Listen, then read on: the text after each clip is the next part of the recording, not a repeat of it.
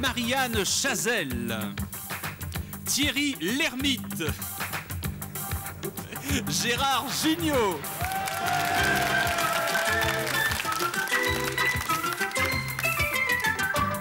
avec Jean-Marie Prolier, Josiane Balasco, Yves Lecoq,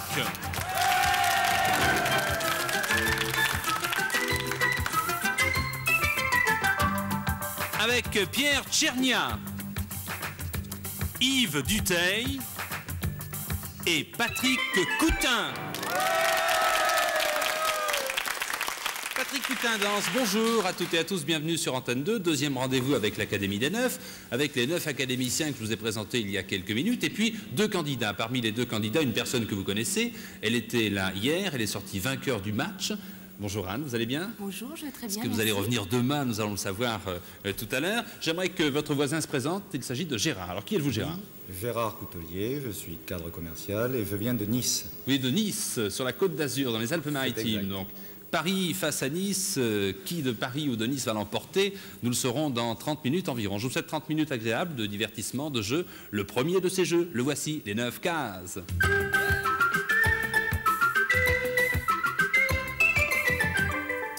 Alors, les 9 cases, vous avez vu l'émission hier, bien entendu, vous le savez, il suffit pour l'un des 2 candidats d'arriver à tracer une ligne en diagonale, en verticale ou à l'horizontale, ça n'a pas d'importance. Gérard, vous disposerez d'une croix pour le faire. Quant à vous, Anne Leron, le petit rond qui était là avec vous hier matin. L'objectif concernant l'Académie des Neufs, eh bien, c'est de gagner un maximum de A2. Le A2, c'est cette monnaie que voici. Voici un billet de 1000 A2. Vous vous rendez compte la fortune qui se trouve sur mon pupitre, c'est extraordinaire. Cette fortune qui permettra aux candidats vendredi de participer à une vente aux enchères superbe avec la complicité de nos académiciens et de gagner, pourquoi pas, une voiture, un téléviseur, un magnétoscope, un rond de serviette. Nous verrons tout cela vendredi. Ça, pour l'instant, je ne peux pas vous le dire. Premier jeu, qui commence? Tirage au sort. Je vais demander à Anne, pile ou face? Face. Face. La pièce n'est toujours pas tombée. C'est face, décidément, vous avez beaucoup de chance. Quel est l'académicien que vous choisissez pour ce premier jeu? Je vais choisir Jean-Marie Prolier. Jean-Marie Prolier. Monsieur Prolier, comment allez-vous depuis hier? De mieux en mieux. De mieux en mieux, ça se voit. Jean-Marie, oui, oui. Attila Roi des Huns et Léon VIII, pape mort en 965, sont morts de façon, on ne souffle pas si l'on sait, sont morts de façon identique, laquelle? De façon identique. Ils sont Attila, morts dans leur lit? Oui, mais d'une façon un peu originale. Un peu originale. Le chrono est parti, 22 secondes, 21. En s'étouffant, en buvant un coup, ils sont étouffés, non? C'était pas tout à fait boire, non? En mangeant? Non. Dans un lit. Dans un lit? Bon, ils sont morts en effet dans leur lit, mais comment? Je crois que je vais accepter la réponse. Qu'est-ce qu'ils faisaient? Chacun de leur côté, bien entendu. Ah bon, ils faisaient l'amour. Oui, voilà la bonne réponse. Ils sont morts. Attila et Léon VIII sont morts au cours d'ébats sexuels. C'était la réponse que j'attendais. Sur votre écran, vous allez voir apparaître d'abord 10 points, 10 à 2 pour vous, chère Anne, et un rond, c'est-à-dire le début d'une ligne. Gérard, que faites-vous? Avec qui voulez-vous jouer? Avec Josiane Balasco. Avec Josiane Balasco. Josiane, Oui, voici bonjour. la question. Le boudin... Non, vous dites ça pour moi? Non, pas du tout. Ah bon, non, parce qu'il faut le dire, si vous commencez à être désagréable... Non, pas du dès tout, le pas du début tout. Mais du c'est jeu, simplement le hasard du questionnaire qui fait que je tombe sur le boudin. Le boudin, le nez et le giron font partie d'un élément très courant de la maison. Lequel? Mon chien, j'ai un chien très courant qui Qui est a en forme de une boudin. forme de boudin et qui a un nez. Un élément courant. C'est ça, un élément courant de la maison qui fait partie de l'architecture de la maison, qui est indispensable. La porte? Non, ça n'est pas la porte. Moi, je sais. Les moi, je escaliers. sais. Les escaliers, bonne réponse en effet. Une croix devant Josiane Balasco. La ligne ne sera pas facile à établir. Anne, que faites-vous? Je choisis Pierre Tchernia. Vous choisissez Pierre Tchernia. Soyez le bienvenu, Pierre Tchernia.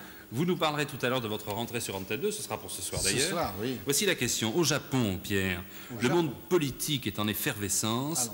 L'un des leaders de l'opposition a même déclaré qu'un ministre en activité commette un tel acte, cela relève de l'attitude politique du gouvernement tout entier. Tout ça, parce que monsieur le ministre a été sournoisement photographié. À votre avis, qu'est-ce qu'il faisait sur cette photo, le ministre? Est-ce qu'il faisait la même chose que Attila, roi des Huns? Non. Non, mais... Il a été surpris par un photographe en train de faire pipi. Oui, la bonne réponse, la voilà. Anne, c'est très très bien joué, c'est très très bien joué, Anne. Je suppose maintenant, Gérard, que vous allez choisir la case numéro 1, c'est-à-dire Marianne Chazelle. Absolument. C'est indispensable si vous voulez contrer votre adversaire. Marianne, Oui.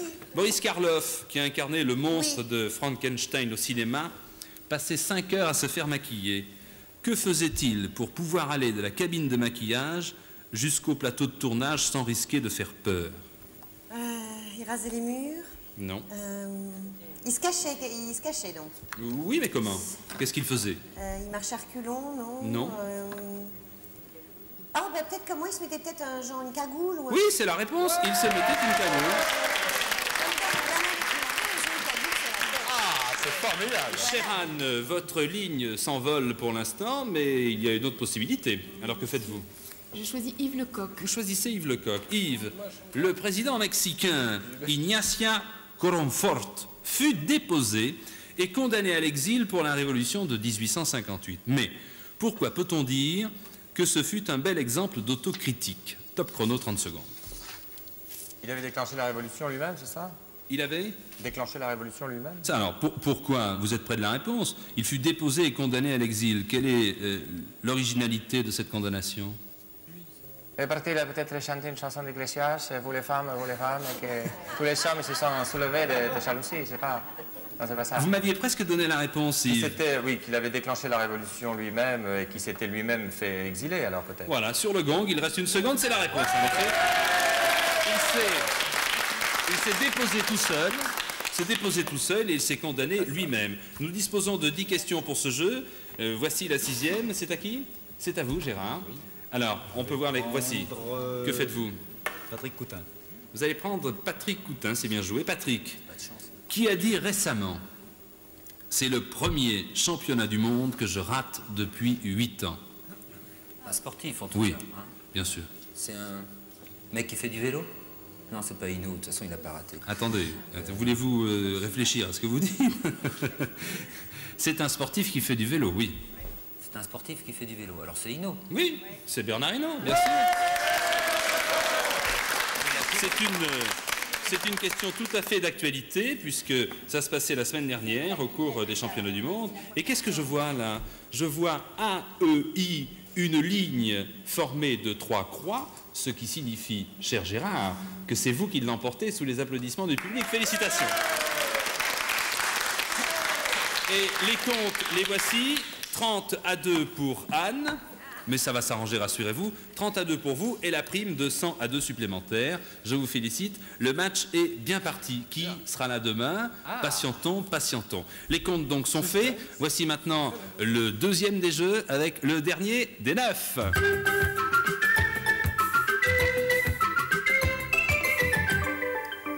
Le dernier des 9, venez avec moi. Nous allons voir Pierre Tchernia, qui est l'un de nos invités, qui va nous parler de sa rentrée ce soir sur Antenne 2. Pierre, qu'est-ce qui va se passer? Ce soir, nous reprenons Mardi Cinéma, cette émission dont le titre est prémonitoire, puisqu'elle passe le mardi. Je trouve que c'est une grande réussite. Ben oui, elle aurait pu passer le mercredi ou jeudi.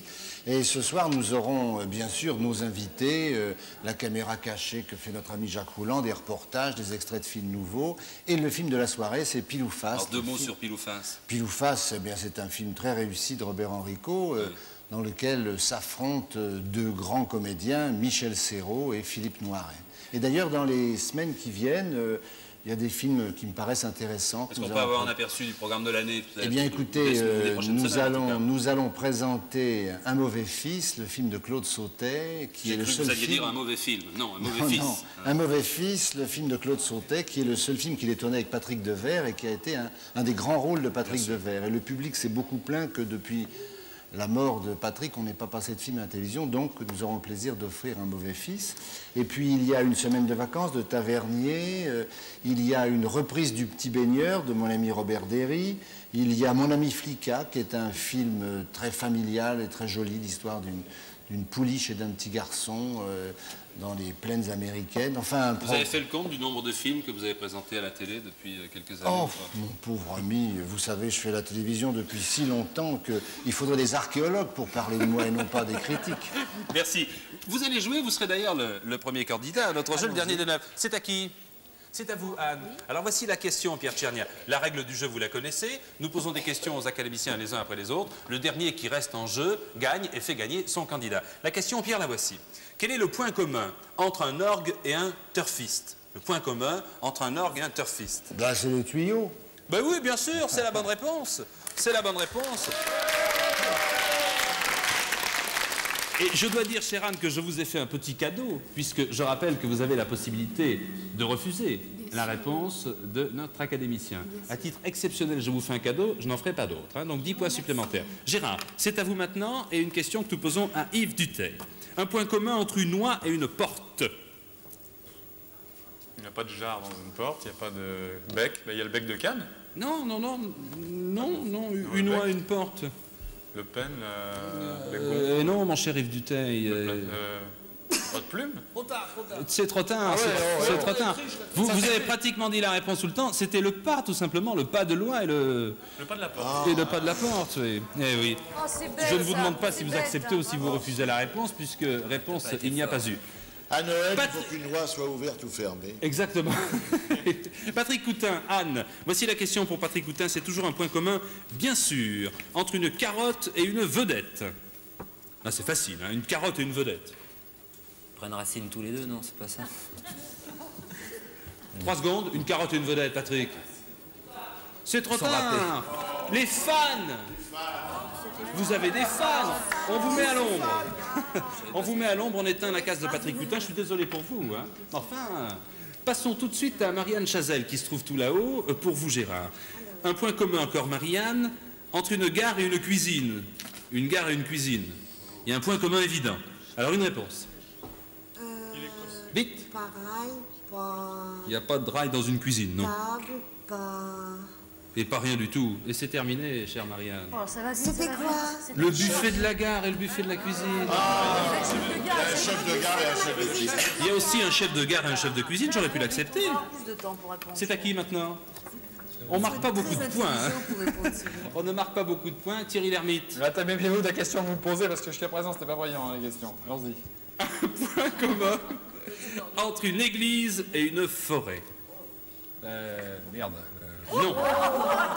Oh, le bois, le bois, je sais pas. C'est pas évident. Hein. C'est pas évident. Le fut. Eh bien, dans une forêt, il y a des troncs d'arbres, et dans une église, il y a des troncs aussi, Thierry. Au revoir, monsieur Lhermitte. Merci beaucoup, Bravo, monsieur Lhermitte. c'était une très bonne question. Je vous remercie de reconnaître qu'il s'agissait d'une bonne question. Dites-moi, ça s'éclaircit sur notre écran, mais pour l'instant, vous ne marquez pas beaucoup de points. Qui joue avec Gérard Jugnot maintenant? C'est vous, Gérard. Gérard face à Gérard, voici le point commun entre un... C'est très compliqué. Un plombier et un chanteur. Un plombier et un chanteur, allons. Tuyau, non, comment on appelle ça, le truc qu'on lance là? Le disque. Le petit robinet, des fois. Merci c'est beaucoup, pas- monsieur un tube. Oui, un tube, mais c'était limite. Hein. Oh, c'était limite. Le tube, alors, vous acceptez, bien entendu. Je n'ai même pas osé vous poser la question tellement c'était simple. Vous acceptez, vous marquez 10 à 2 supplémentaires, ce qui vous fait 40 à 2. Anne, c'est à vous maintenant. Jean-Marie Prolier. Ah, attention. Point commun entre l'autoroute et un pantalon. Oh, c'est facile, ça, alors. Ben, la bretelle, la bretelle. Bien sûr, la Je bretelle. pensais que l'autoroute Alors, était bien fermée. sûr, c'est ce que je dis. Êtes-vous d'accord, Anne? Oui, Vous êtes tout à fait absolument. d'accord? Je vous rappelle que si vous n'êtes pas d'accord, dans l'instant même, vous appuyez sur la sonnette pour qu'il n'y ait pas de contestation possible. Jean-Marie Prolier reste avec nous. Josiane Balasco joue maintenant avec Gérard. Le point commun entre Cyrano et Pinocchio. Le nez. Vous êtes d'accord? Tout à fait d'accord, c'est la bonne réponse. C'est le nez qui les a rendus célèbres. Yves Lecoq, avec Anne, le point commun entre un pêcheur et une machine à écrire. La touche. Pêcheur. Pardon? La touche. Vous êtes d'accord? C'est en effet la touche, les touches du pêcheur à la ligne et les touches de la machine à écrire. Alors, où en sommes-nous là? Il reste en notre compagnie Pierre Tchernia, à qui je pose un autre point commun, tout de suite. Je ne le pose pas, j'en ai plus. Alors je vous propose un autre jeu, tout simplement intitulé Lequel des trois? Pierre. Les écureuils remplacent les Iroquois en Australie. S'agit-il d'un dessin animé inédit de Tex Avery, que vous connaissez peut-être, je parle du dessin animé, du renouvellement d'un parc d'hélicoptères, ou d'un message codé de la Deuxième Guerre mondiale. Les écureuils remplacent les Iroquois en Australie. Oh, disons les hélicoptères. Les hélicoptères. Vous acceptez la réponse? Absolument. C'est la bonne, en effet, les hélicoptères. Alors, Monsieur Junio, Oui. je ne vous réveille pas. Ça va là-haut? Ça va très bien. Bon, Monsieur Junio, vous allez jouer avec Mademoiselle Anne. Oui. Une fêtière, est-ce une tuile, une foraine en patois d'oc ou une intrigante? Répétez votre question. Oui. Une fêtière, n'en profitez pas pour réfléchir, est une tuile, une foraine en patois d'oc ou une intrigante? Je dirais une tuile. Vous dites une tuile, qu'en pensez-vous? Oui, je suis d'accord. Vous êtes Oui, d'accord, oui. vous faites bien, c'est une tuile, excellente réponse. On ne va pas arriver à vous départager. Jean-Marie? Ça va s'arranger avec moi, vous allez voir, je vais chuter tout de suite. Mais non. Le premier journal européen, fut-il belge, allemand ou italien? Belge, allemand ou italien? Jean-Marie, une réponse, hein, un des trois. Oh, bah, allemand. Allemand. Ah, vous avez eu du mal à sonner, vous sonnez pourquoi? À votre avis, la réponse c'est? Je penserais plutôt italien. Vous pensez italien. Donc Jean-Marie dit allemand, vous dites italien, la réponse c'est belge, donc ça ne vexe personne. C'était le Neue Tübingen, c'est-à-dire le nouveau journal. Au revoir Monsieur Prolier, merci beaucoup d'être venu. Josiane Balasco, vous jouez avec Anne maintenant. Combien de personnes de plus de 60 ans y a-t-il en France? 13%, 17%, 21%? 17%? 17%. Vous sonnez, vous n'êtes pas Non, je d'accord? suis pas d'accord. À votre avis, la réponse c'est? Davantage. C'est davantage. 17%, c'était la bonne réponse, Josiane. Vous ne gagnez pas d'A2, Anne. En revanche, Josiane Balasco reste en notre compagnie. Yves Lecoq. Une pantalonnade est une expression qui désigne une scène déshabillée, qui vient du personnage italien Pantalon, ou qui signifie que l'on botte l'arrière-train de quelqu'un. Je dirais botter l'arrière-train. Botter l'arrière-train? Oui. Vous n'êtes pas d'accord? Absolument pas. Pourquoi? Cela vient du personnage de comédie italienne Pantalon. Excellente bravo, réponse. monsieur. 10 à 2 supplémentaires pour vous. Au revoir, Monsieur Lecoq. Alors, ça s'éclaircit pas mal. Il reste une ligne. On aurait pu faire le premier jeu ainsi. Regardez là, cette ligne. Nous allons maintenant demander à... Où il est, Gérard Jugnot? Oui, je suis là. Ah, parce que je vous vois disparaître quand même. C'est à vous, Gérard. Nous allons maintenant vous proposer un plus ou moins. Vous allez voir, nous allons arriver, je le pense, à vous départager. On s'accroît davantage dans les départements du Loiret ou de Paris? Oh, les vicieux sont dans le Loiret. Non, non, je parle de... Donc vous, la réponse, c'est le Loiret. Je pense que c'est vrai, oui. C'est la bonne réponse, en effet. 13,8%. Ça me dit donc, Junio est vraiment une ordure, alors moi je suis de Montargis, c'est pas pour ça que... Oui, non, non, mais Non, Monsieur non, Prolier, mais faudrait faire dès l'instant que votre case est éteinte, vous n'avez plus droit à la parole. Ah, bah, bravo. Je suis pas Paris, mort pour autant. Paris se dépeuple, moins 11,2% par an. Une autre question maintenant, Josiane Balasco, c'est à vous. La voici, vous jouez avec Gérard. Quelle religion rassemble le plus de fidèles, le bouddhisme ou l'hindouisme? Josiane, une réponse tout de suite, s'il vous plaît. Bouddhisme. Le bouddhisme. Êtes-vous d'accord? Vous n'avez pas sonné, donc vous êtes... Ah, vous sonnez. Donc vous dites l'hindouisme, c'est vous qui avez raison, en effet. Merci Josiane. L'hindouisme, 472 millions, le bouddhisme, 185 millions de membres. Pierre, Oui. vous jouez avec Anne, Pierre. Quel pape était plus jeune quand il fut élu, Jean-Paul II ou Benoît IX? Benoît IX. Benoît IX, êtes-vous d'accord? Oui, je pense que c'est vrai. Vous avez tout à fait raison, Benoît IX fut élu, il avait, vous le saviez Pierre, 12 ans. C'est ça, oui. Il avait 12 ans. J'allais dire 11 et demi. Quelques homophones maintenant pour vous départager, Monsieur Junio et Monsieur Tchernia. Oui. Alors, Ah, c'est Junio qui reste? c'est Junio. Salut Gérard. Il est au 3e là-haut. Ça va, Pierre. Est-ce que tu as vu le film Non, Monsieur Junio, s'il vous plaît. Blé moulu est peintre du XVe siècle. J'ai pas entendu. Blé moulu est peintre du XVe siècle. Il faut dire quoi? Ben, un homophone, il faut une réponse. Exemple, cochon fumé, philosophe anglais, Bacon. Alors là, je vous dis blé moulu, peintre du XVe siècle. Vous me dites? Soufflé, c'est farine. Froment. Froment. Oui, Froment, bonne réponse. Pierre Tchernia. Ça n'en finit pas, votre jeu. Peau est faute de liaison. La peau, P-E-A-U, est une faute de liaison. Oui. Alors, l'homophone. À l'homophone entre la peau Une Se réponse. dépêche, Tchernia. Comment? Une réponse. Merci Pierre Ce qui Tchernia. m'agace, c'est de laisser Merci Junio Pierre gagner. Tchernia. Il fallait répondre cuir, la Cuir, peau, le merci. cuir, et vous faites erreur, qui est Et un c'est cuir. Junio qui gagne. Également, c'est Gérard Jugnot qui C'est gagne. lamentable ce jeu. C'est à qui de jouer maintenant avec Gérard? C'est à vous. Gérard contre Gérard. Allez-vous gagner 100 à 2 supplémentaires? Nous allons le savoir tout de suite.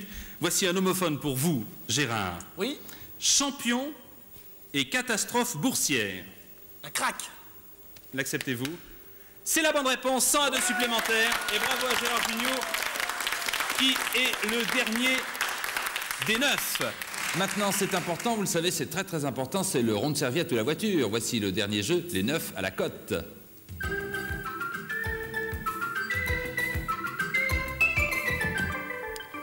Les 9 à la cote, nous avons interrogé le public qui se trouve présent avec nous sur les chances respectives de nos 9 académiciens de répondre à une question bien précise. Et ainsi, nous avons pu établir des cotes. La première question qui a été posée est la suivante. Qui parmi ces académiciens pourrait nous citer sans sourciller et en un temps donné 7 stations thermales françaises? C'est la question. Anne, c'est à vous de commencer. Je vous rappelle que vous ne disposez que de 90 A2. C'est important le A2, vous le verrez vendredi. En revanche, Gérard dispose de 310 A2. Anne, avec qui voulez-vous jouer? Voici les codes qui apparaissent. Les voici. Et combien misez-vous?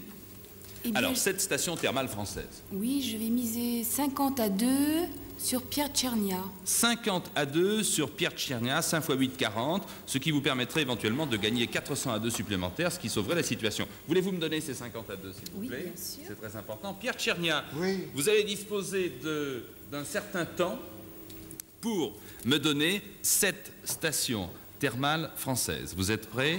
Attention, top chrono. C'est parti. 30 secondes. Attendez, ça, je ne sais pas si je vais arriver au bout. Alors, 7 stations. De Dufilo, dans un monologue parlant de Vichy, en disant tous nos grands cerveaux ont soigné leur foie à Vichy. Une, Alors, il y a Vichy, bon, il y a Contrexéville. 2, il y 15 a, secondes. Aix-les-Bains. Aix-les-Bains. Il y a Vittel. 10 secondes. Vittel. Il y a Évian. Évian. Il y a Badois. Il y a 3 secondes. Perrier. Non. Une source, enfin. Oui, non, non. Pierre Tchernia. Non. Nul. J'ai une liste très complète de toutes les stations thermales françaises. Aix-en-Provence, Aix-les-Bains, Var-les-Bains, Amélis, Argelès, Aulus, Aix-les-Thermes, Bagnères de Bigorre. Et on va ainsi jusqu'à la fin. Hélas. Grand moule. Il fallait me donner ça avant. Eh oui, c'est vrai, vous avez tout à fait raison. Hélas, vous aviez tenté 50 à 2 que j'ai là, que je conserve. Vous tentiez 400 à 2 supplémentaires avec la cote de Pierre Tchernia. 40 à 2 pour vous, Anne. C'est pas brillant du tout. Que faites-vous maintenant, Gérard? La question qui a été posée au public est la suivante. Qui, parmi ces 9 académiciens, peut nous donner 5 noms propres représentant des unités de mesure? Alors attention, 5 noms propres représentant des unités de mesure. Voici les cotes. Elles sont là actuellement sur votre écran. Que faites-vous? Vous avez une petite avance, mais je le répète, c'est le rond de serviette ou la voiture. Essayez de gagner un maximum de A2. Je vais miser 100 à 2 100 sur à 2. Gérard Jugnot. 100 à Il 2. est fou, mais il est fou. 100 à J'ai même 2 pas sur compris la Gérard question. Jugnot. J'ai même pas compris la question. Je vais la répéter. Dont la cote est de 10 contre 1, c'est-à-dire vous tentez 1000 à 2 supplémentaires, nous sommes bien d'accord. Cher Gérard Jugnot, Oui. vous devez me donner 5 noms propres qui correspondent à des unités de mesure. Tu peux avoir un exemple? S'il vous plaît, bien volontiers. Je vous dis ampère, monsieur ampère et l'ampère. Vous avez compris? D'accord. Alors, monsieur Ouais. Watt, peut-être, non? Alors c'est parti. Monsieur Watt, oui, bonne réponse. 1. Monsieur Joule. Monsieur Joule, deuxième réponse. Monsieur Ampère, ça compte pas. Non, merci. Kilowatt elle-même. 10 secondes. Monsieur Volt, oui. Monsieur? Volt. Monsieur Volt. Bonne réponse. Plus que 2. Monsieur Enstrom. Monsieur? Enstrom. Monsieur Enstrom, non. Non, Gérard Jugnot.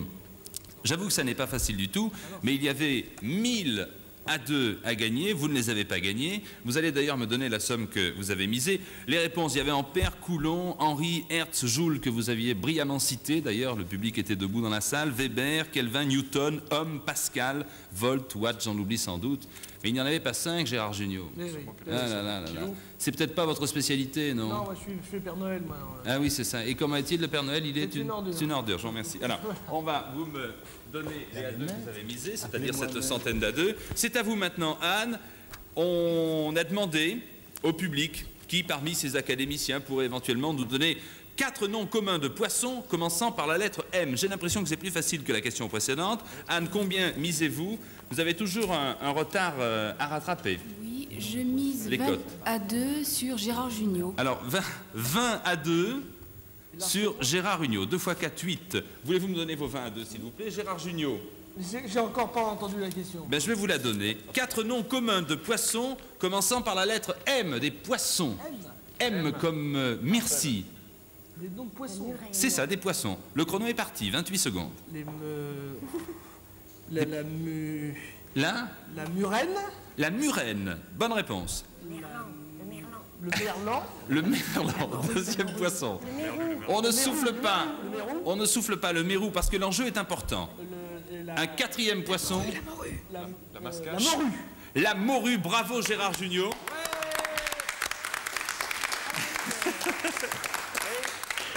Vous êtes le Père Noël, vous êtes un grand spécialiste en poissons aussi. Hein. On vient de le remarquer. Il y en avait d'autres. Il y avait la menthe, le marlin, le mérou, la cité la morue, le maquereau que J'aurais pu gagner encore mieux. on a oublié de citer, mais enfin il fallait en citer 4. C'est-à-dire que on va voir apparaître maintenant sur votre totalisateur un gain supplémentaire qui n'est pas à négliger. Anne, à vous maintenant de prendre votre revanche. Nous sommes bien d'accord? La question qui a été posée est la suivante. 10 différentes courses en athlétisme. Course de vitesse prolongée, de demi-fond et de demi-fond prolongé. En fait, je vais demander 10 distances qui se pratiquent en athlétisme. Les cotes apparaissent maintenant sur votre écran. Anne, combien misez-vous? C'est à Gérard. C'est à Gérard, pardon. Gérard, combien misez-vous?